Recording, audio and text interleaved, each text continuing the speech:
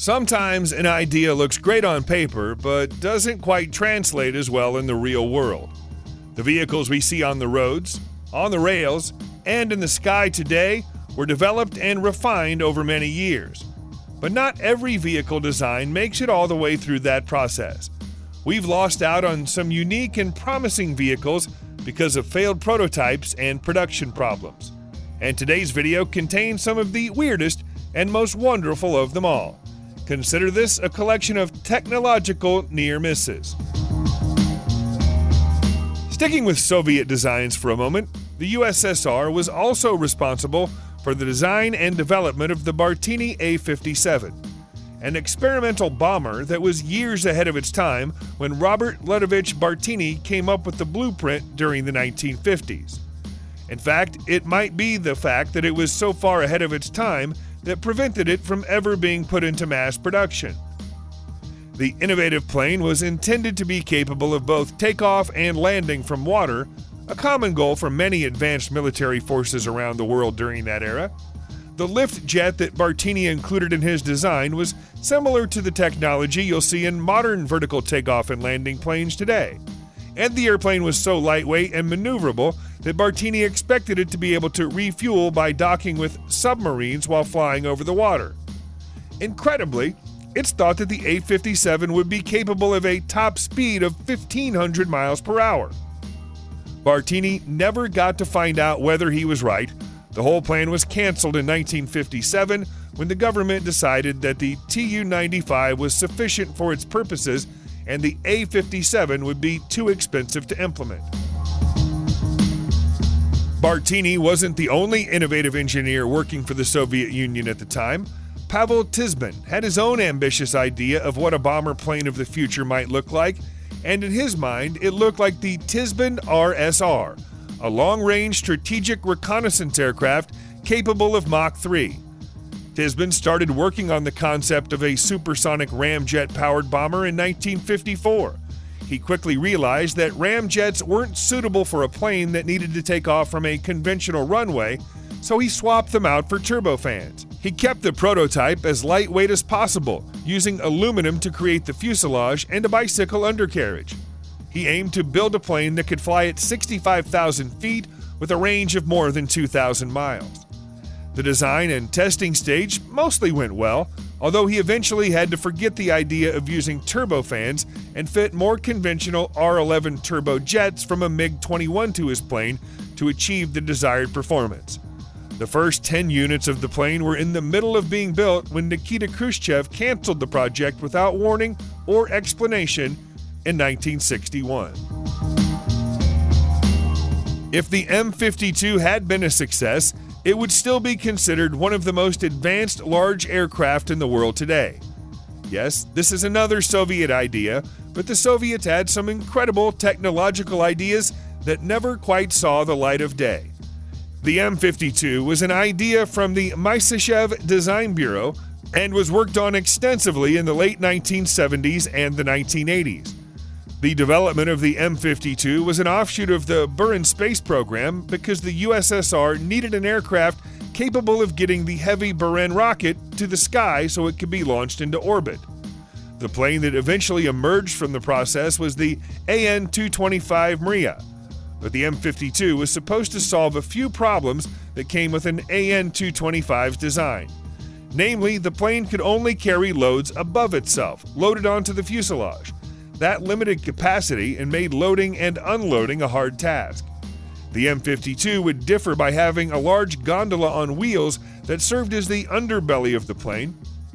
Goods could be loaded onto the gondola, wheeled beneath the plane, then docked to become part of the chassis. It was a great idea, but it wasn't to be. The project was put on hold during the perestroika, then canceled when the USSR dissolved. The Cold War was a time of great innovation in military projects and vehicles on both sides of the conflict. For everything the Russians were trying to do, the Americans were almost certainly attempting to come up with a similar idea. The Soviet concept of the Ekranoplan, a ground-effect vehicle capable of flying over low water, was also something the USA was very interested in.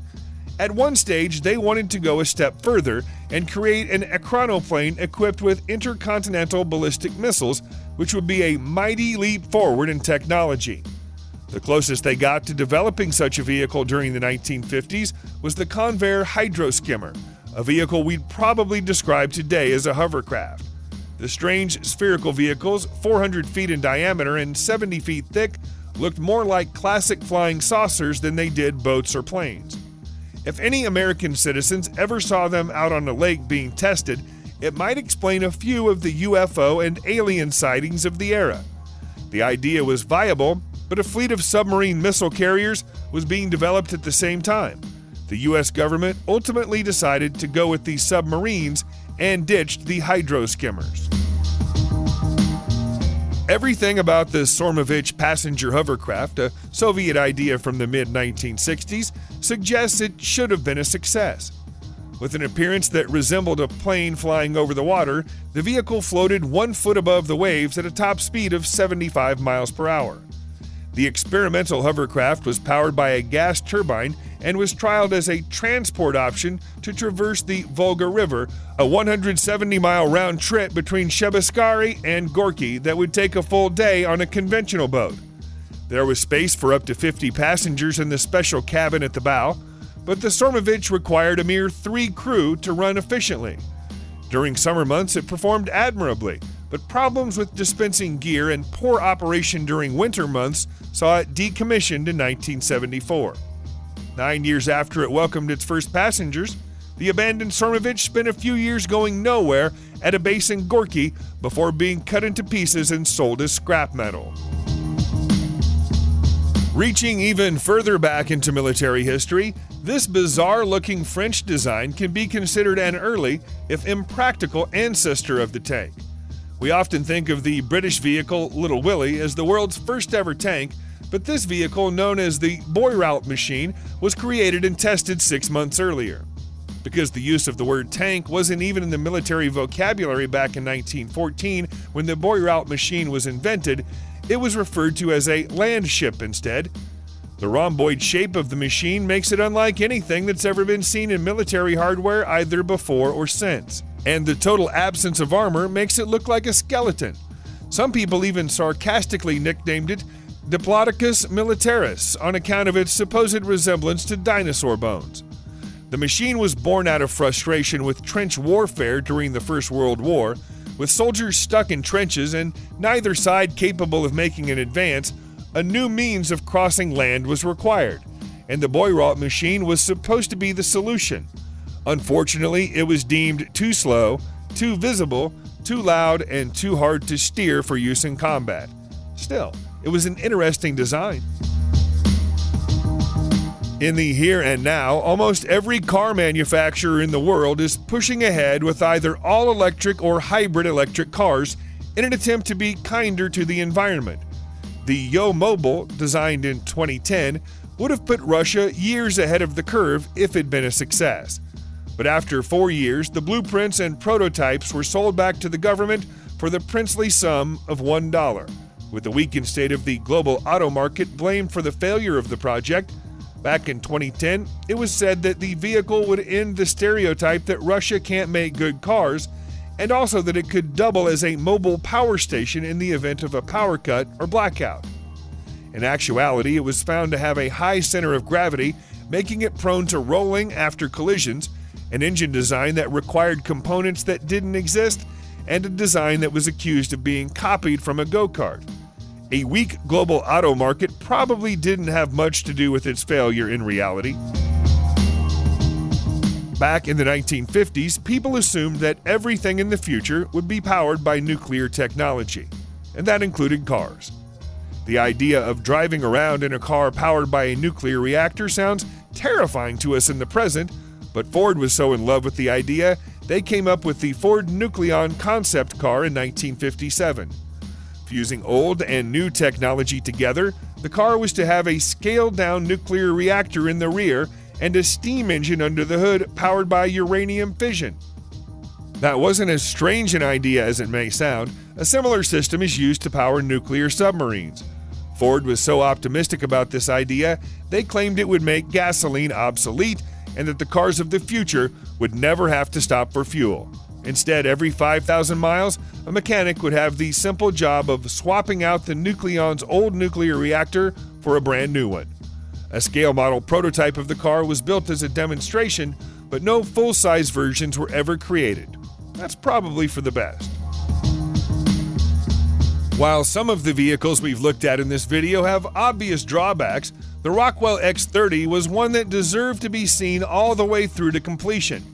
The idea was a great one, a spaceplane that could fly into orbit from the ground without the use of a rocket, and then land safely without assistance.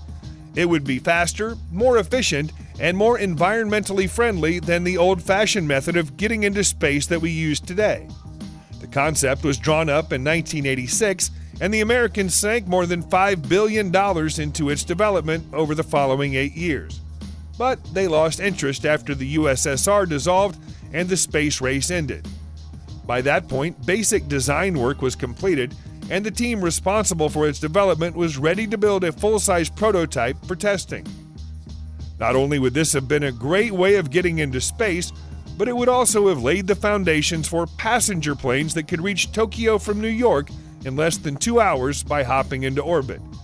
This is an idea that deserves a second look, and the blueprints are still there for anyone who wants to use them.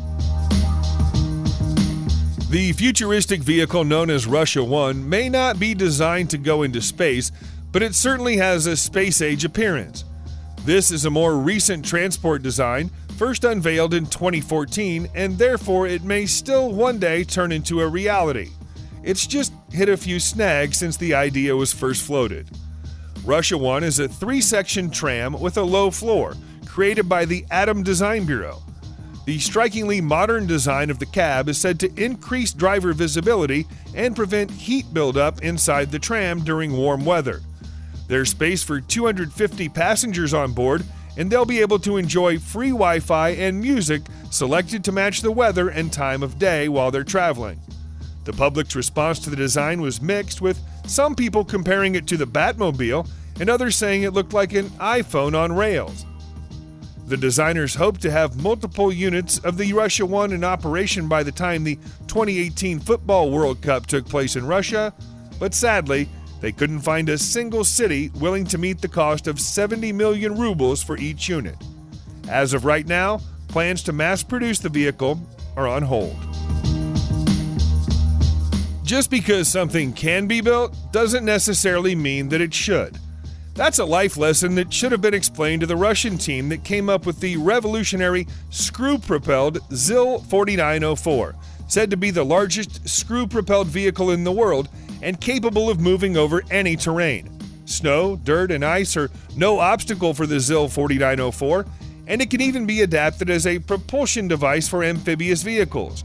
When the first model was built in 1972, its designers hoped that it would have a bright future in transporting both passengers and cargo.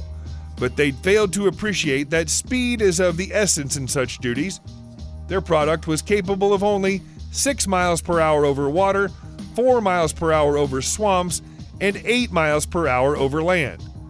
Understandably, nobody was interested in purchasing such a sluggish vehicle for commercial purposes.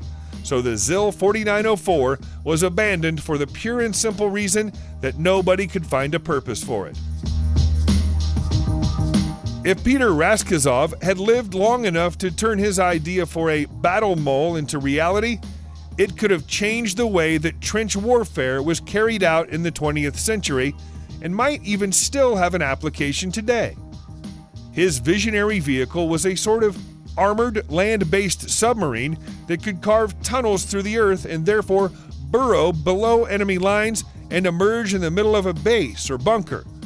When he was working on the concept in 1904, it's unlikely that the technology available to him at the time would have been sufficient for him to make a prototype, and he passed away the following year without ever getting the opportunity to take the next step forward with it. 30 years later, Alexander Trebelev picked up Razakazov's idea and set to work on trying to turn it into a reality. What happened next is a Russian state secret. The popular rumor is that the 100-foot-long working prototype was built in 1964 and was armed with a nuclear weapon. but exploded underground during testing. After that, the Russians quietly abandoned the idea and said no more about it. Subscribe to the channel and turn on notifications, and you will be the first to know when a new video comes out. Thank you for watching, and see you in the next video.